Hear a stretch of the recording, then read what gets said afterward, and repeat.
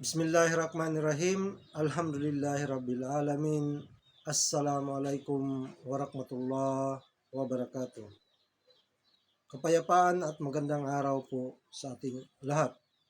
Atin pong tatalakayin ngayon ang huwarang muslima na ang mga babae ay marapat na ituring bilang isang tadyang ng isang lalaki. Kung ito ay susubukan mong ituwid, ito ay mababali. Siya ay higit na makakakilos o makagalaw ng maayos sa kanyang orihinal na kalagayan. Kaya ituring o gamitin siya bilang gayon. Ito ay Rawahu al-Bukhari. Ang babae ay isang rina o pinuno sa bahay ng kanyang asawa para sa kanyang mga anak.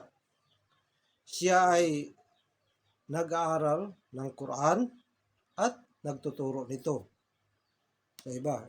Itinuturo niya ito sa iba, unang-una sa kanyang mga anak. Hindi nakapagtataka na ang tunay na babaeng Muslim ay malugod at may pagkasabik na sumasamba sa kanyang Panginoon, sapagkat batid niya na siya ay marapat na magsagawa sa lahat ng mga pag-uutos na ipinagtatagubilin ni Allah subhanahu wa ta'ala sa kanya, sa bawat Muslim, lalaki man o babae. Kaya't kanyang isinasagawa ng maayos ang kanyang Islamikong katungkulan na hindi gumagawa ng mga dahilan at mga kompromiso o pagiging pabaya nito. Inialay niya ang bawat isa sa 5 pang-araw-araw na dasal sa takdang oras nito, at hindi niya hinahayaan na ang kanyang pang-araw-araw na gawaing bahay o mga tungkulin bilang isang may bahay at ina ay makahadlang sa kanyang paggagawa ng gayon. Ang dasal ay higit na ay isang haligi ng relihiyong Islam. Sino man ang magtatag ng dasal ay nagtatag ng pananampalataya, at ang sino man ang magpabaya sa dasal ay nagwawasak sa pananampalataya. Ang dasal ang pinakamahusay at pinakamaringal sa mga gawa, na gaya ng ipinaliwanag ng Propeta Muhammad sallallahu alaihi wasallam sa hadith na isinalisay ni Abdullah ibn Mas'ud. Kalugdan nawa siya ni Allah subhanahu wa ta'ala.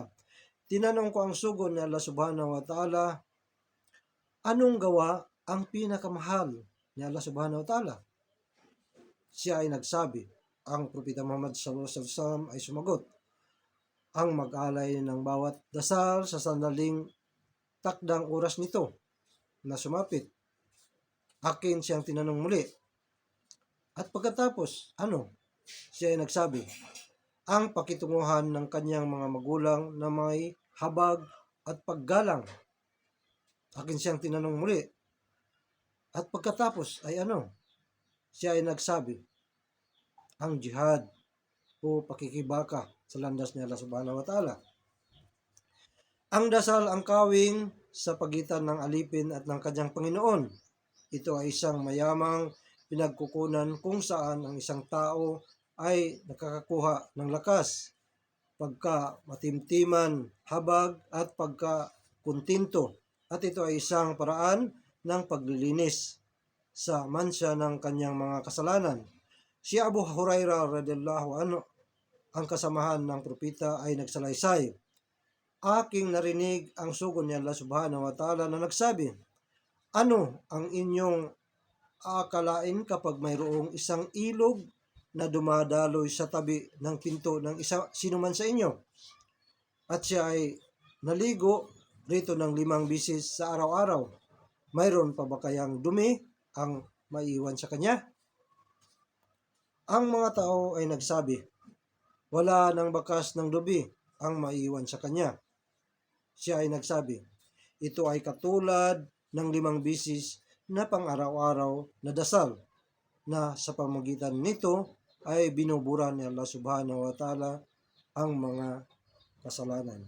aqulu qawli hada wa astaghfirullah li wa lakum wa lisairil muslimina min kulli dhanbi fastaghfiruhu innahu huwal ghafurur rahim. Assalamualaikum warahmatullahi wabarakatuh.